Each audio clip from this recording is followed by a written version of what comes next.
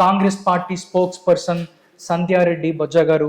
సంధ్యారెడ్డి గారితో మాట్లాడదాం, మరిన్ని విషయాలు తెలుసుకుందాం. నమస్కారం సంధ్యారెడ్డి గారు. నమస్తే అండి. ఎలా ఉన్నారు మేడం? చాలా బాగున్నాం. గవర్నమెంట్ వచ్చింది, మీకు ఆ రోజు కూడా చెప్పాను. అవును, మనం అంతకుముందు మనం కలిసాము, అప్పుడు రిజల్ట్ రాలేదు. తప్పకుండా 100% గవర్నమెంట్ వస్తుంది, ప్రజలు కోరుకుంటున్నారు అని నేను చెప్పానా? అవును, చెప్పినట్టుగానే వచ్చింది. అధికారం వచ్చినాక మళ్ళీ వస్తా అని చెప్పిన. అవును, గవర్నమెంట్ వచ్చిన తర్వాత అధికారం అంటే మళ్ళీ అది వేరు.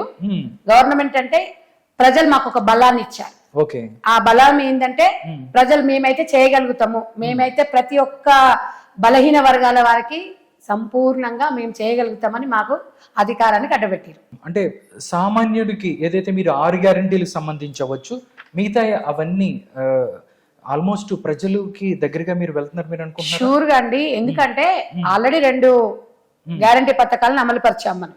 ఒకటి ఉచిత బస్సు, ఒకటి ఆరోగ్యశ్రీ. ఇది 10 లక్షలు కూడా పెంచడం జరిగింది.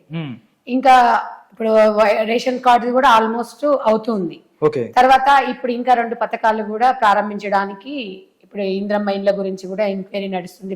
ఊర్లలో ప్లేస్ ఉంటే ఊర్లలో దానికి సంబంధించిన గ్యారంటీ పథకాలది, ఈ 200 యూనిట్ల కరెంట్ కూడా ఆలోచిస్తున్నారు. తప్పకుండా రైతు బంధు విషయంలో కూడా ఫిబ్రవరి ఎండింగ్ వరకు కూడా అందరికి ఇచ్చేస్తాము. దాంట్లో డౌట్ పడాల్సిన అవసరం లేదు. గత ప్రభుత్వం ఉన్నప్పుడు కొన్నిసార్లు మాంచలో కూడా పడ్డది. ఇప్పుడు ఏదో ఇక వాళ్ళకి అధికారం కోల్పోయి 50 రోజులలోనే ఇప్పుడు వాళ్ళు ఏమైందంటే అధికారం పోయిన తర్వాత ఎట్లుంటది, పిల్లి గంతులు కుప్ప గంతులు వేస్తున్నారు. అప్పుడేమో తాగి ఊగిండ్రు, తాగుడు లేకపోతే ఏంది మా పరిస్థితి అంటే తాగుతాడు, తాగుడు లేకపోతే వాడికి ఏం బైచాన్ కాదు కదా, అట్లుంది పరిస్థితి. సో మా మీద వాడి ఊర కుక్కల్లాగా మరుగుతా ఉన్నారు. ఇలా ప్రజలు మా వైపు ఉన్నారండి, మా వైపు ఉన్నారు. ప్రజలు మనం గౌరవించాలి. మాకు అధికారం ఇచ్చిండ్రు అంటే మేము చేయగలుగుతామని మాకు అధికారం ఇచ్చిండ్రు. 10 సంవత్సరాలు మీకు అవకాశం ఇస్తే మీరు చేయలేదు. నేను ఆ రోజు చెప్తున్నా, ఈ రోజు చెప్తున్నా, 100% 20 సంవత్సరాలు కాంగ్రెస్ పార్టీ అధికారంలో ఉంటది. 100% ప్రతి మహిళ, ప్రతి వ్యక్తి, ప్రతి ఓటరు నమ్మి మాకు ఓటేసినప్పుడు తప్పకుండా వాళ్ళు సంతోషంగా ఉండడానికే ఈ కాంగ్రెస్ పార్టీ పనిచేస్తుంది. కేటీఆర్ డైరెక్ట్ గా అటాక్ చేస్తున్నారు రేవంత్ రెడ్డిని. ప్రజలు ఎన్నుకున్న సీఎం కాదు, నామినేటెడ్ సీఎం అని మాట్లాడుతున్నాడు.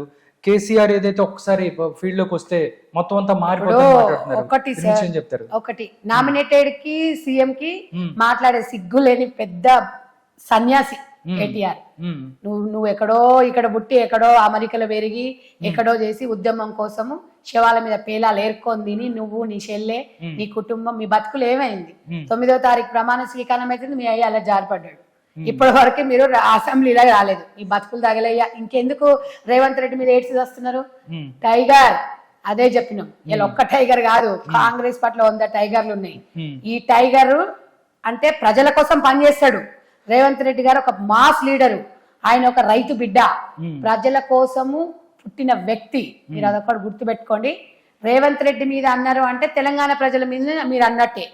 ఒక్కటి గుర్తు పెట్టుకోవాలి, రాజకీయాలు వేరు, అధికారం వేరు. పార్టీలు వేరు, అధికారం వేరు. అధికారం వచ్చిన తర్వాత మన ప్రజలు ఇచ్చిన తీర్పుని గౌరవించాలని ఇంగిత జ్ఞానం కూడా మీకు లేదు, మీ అయ్య మీకు నేర్పియలేదు. పొద్దున్న లేస్తే నువ్వు డ్రగ్స్, క్లబ్బులు, పబ్బులు నువ్వు తిరగాలి, నీ చెల్లెనేమో లిక్కర్ స్కాము, లిక్కర్ దందా నీ చెల్లె చేయాలి. ఇది మీరు చేస్తుంది. ఈ రోజు కనీసం సిగరెట్ కూడా అలవాట్లేండి. మా రేవంత్ రెడ్డి గారి గురించి మీరు మాట్లాడుతున్నారంటే తెలంగాణ ప్రజలు నవ్వుకుంటున్నారు. ఇలా తెలంగాణ ప్రజలు అవకాశం ఇచ్చిండు 5 సంవత్సరాలు, మాకు 10 సంవత్సరాలు మీరు ఏం పీకిండ్రు? ఇలా తెలంగాణ ప్రజల నుంచి నేను మిమ్మల్ని అడుగుతున్నా, ఏం పీకిండ్రు? మళ్ళీ ఏం పీకుదామని చెప్పి ఈ రోజు మేము వస్తాం అంటే ఎట్లా వస్తారు? అంటే ఏమనుకుంటున్నారు? తమాషాలు అనుకుంటున్నారా? అంటే ఏదో బీజేపీతో మేము కుమ్మక్కైనాము. బీజేపీ పార్టీ గురించి మీరు మురవండి, మేము మురవం. తెలంగాణలో బీజేపీ పార్టీ అనేది ఎక్కడ కూడా లేదు, దాని ప్రభావం కూడా లేదు. దాని గురించి మేము ఆలోచించాల్సిన అవసరం కూడా లేదు. ఒక్కటండి, ఎలక్షన్ల వరకు వేరుంటది. ఎలక్షన్ల తర్వాత బీజేపీకి గెలిచిన ఎమ్మెల్యేలను కలుపుకొని పోతాము, టీఆర్ఎస్ కి గెలిచిన ఎమ్మెల్యేలను కలుపుకొని పోతాము. ప్రతి ఒక్క నియోజకవర్గానికి కాంగ్రెస్ పార్టీకి ఎమ్మెల్యేకి ఎట్లా ఫండ్ ఇస్తున్నామో వాళ్ళకి ఇస్తాము. ఇవన్నీ నియోజకవర్గాలు తెలంగాణలో అంతర్భాగమని కేసీఆర్ గారు, మన రేవంత్ రెడ్డి గారు చెప్తున్నారు. గతంలో కేసీఆర్ నియంత్రణ పాలన చేసిండు. కాంగ్రెస్ ఉన్న ఎమ్మెల్యేలకు ఒక్క ఫండ్ కూడా ఇవ్వకుండా సిరిసిల్ల, సిద్దిపేట, గజ్వేల్ మాత్రమే డెవలప్ చేసుకుంటారు. మరి నువ్వు కామారెడ్డిలో అంత పీక్తా ఏక్తా అన్నోడివి, నువ్వు 3rd ప్లేస్ లో ఎట్లా పోయినావు? అది ఒక్కసారి తిరిగి చూసుకో. ఆకాశం మీద చూస్తే మన మీద పడుతుంది, అది చూసుకోండి. కింద మీద మూసుకొని మీకు ప్రజలు ఇచ్చిన తీర్పుని గౌరవించి మీ నియోజకవర్గాలు నమ్మకం పెట్టుకొని ఓటేసిరు కదా, బావ బామార్దులు పనిచేయరు. ఓకే. ఇక నీ చెల్లె ఏదో దొడ్డిదారిలో వచ్చి ఎమ్మెల్సీ తెచ్చుకుంది, ఆ ఉన్న పదవిని పెట్టుకొని ఒళ్ళు దగ్గర పెట్టుకొని ప్రజలకు పని చేయమని చెప్పండి. ఊర్ల మీద వాడి పిచ్చి కుక్కల్లాగా మరుస్తే మామూలుగా కొట్టరు ప్రజలు. కాబట్టి ఒక్కటి చెప్పుకోదలుచుకున్నానండి. కేసీఆర్ వస్తున్నాడు అంటున్నాడు, ద బాస్ ఈస్ బ్యాక్ అంటే ఇంతకు ముందు కేసీఆర్ లేడా? బాస్ ఈస్ కమింగ్ అంటే కమాన్ కమాన్ అనే కదా ఇరగబడ్డాడు.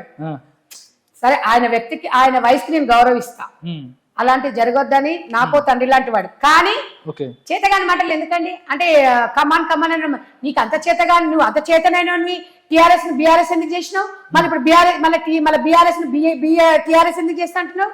మీ బతుకులు దాగా మీకే క్లారిటీ లేదు. తెలంగాణ ప్రజలు ఉద్ధరిస్తామంటారు. ఏం ఉద్ధరిస్తారు? ఎన్ని కోట్ల అప్పులు చేసిండ్రా మీరు? ఎన్ని వేల కోట్ల అప్పులు చేసిండ్రు? ఇన్ని కోట్ల అప్పులు చేసి ప్రజల మీద భారం వేసి ఇవాళ అన్నమ రామచంద్ర ప్రభ అనే స్థితికి వచ్చారు తెలంగాణ ప్రజలు. ఎందుకు? మీ దరిద్రం పోయింది, అయిపోయింది. మీ బతుకు నువ్వు టీఆర్ఎస్ మళ్ళీ మార్చుకున్నా కూడా తెలంగాణ రాష్ట్ర సమితి అనేది తెలంగాణలో ఉండదు. మీరు రాసి పెట్టుకోండి.